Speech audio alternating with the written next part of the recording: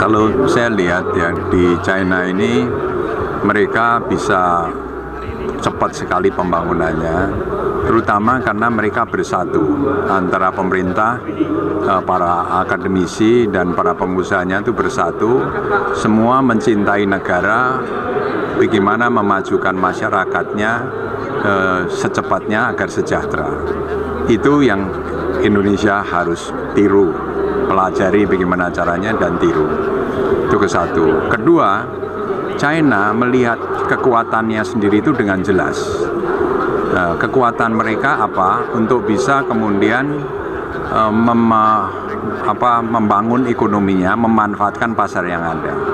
Jadi China melihat bahwa mereka itu negara besar yang dikaruniai Tuhan dengan sumber daya energi yang besar sekali, yaitu terutama batu bara yang kalorinya tinggi. Kedua, mereka juga sudah menguasai teknologi baja itu sejak 1000 tahun lebih. Dikuasai oleh banyak orang di China. Ketiga, mereka mempunyai tenaga kerja yang murah waktu tahun 80-an mulai itu.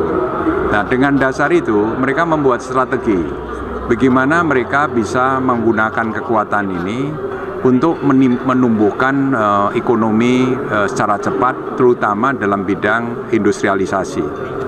Nah, industrialisasi itu adalah kunci utama untuk mensejahterakan rakyat.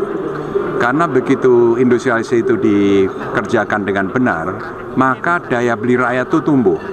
Mereka juga menjadi pandai, karena mereka tiap saat itu bekerja di perusahaan-perusahaan, di pabrik-pabrik, di hotel-hotel dan lain itu menjadi terampil.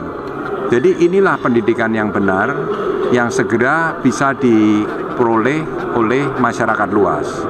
Nah, dengan begitu maka sumber daya alam tadi bisa dimanfaatkan secara maksimum karena sekarang rakyatnya sudah terdidik. Nah, untuk itu mereka dengan betul-betul memberikan pelayanan yang baik kepada investor asing.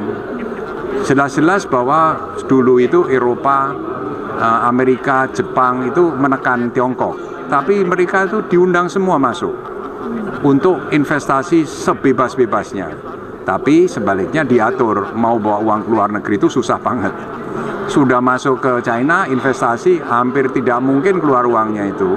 Tapi disediakan tempat lagi untuk investasi sehingga mereka terus mencapai keuntungan dalam renminbi atau mata uang China. Ini yang secara jelas strategi ini dikerjakan oleh pemerintahnya karena pemerintah, pengusaha, dan akademisi ini bersatu untuk mensejahterakan rakyatnya. Ini harus kita tiru di Indonesia karena kita lebih kaya dari Tiongkok dalam bidang sumber daya alamnya, dan juga kita punya manusia banyak, kita punya tenaga kerja juga yang murah, tinggal dididik supaya menjadi terampil sehingga rakyat itu daya belinya naik melewati industrialisasi.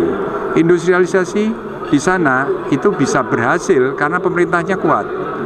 Ya, memang di sana bukan pemerintah yang demokratis, tapi Indonesia bisa menciptakan pemerintah-pemerintah yang juga otoriter itu di kawasan ekonomi khusus. Jadi kalau kita bangun 100 kawasan ekonomi khusus dengan regulasi yang khusus dan otorita yang penuh, maka akan timbullah di sini 100 kota industri yang tangguh, yang seperti sudah dalam hal ini saya kerjakan di Jababeka sudah terbukti. Dalam 30 tahun Cikarang itu menjadi kota industri yang paling maju di seluruh Indonesia. Ini tinggal diduplikasi menjadi 100 tempat.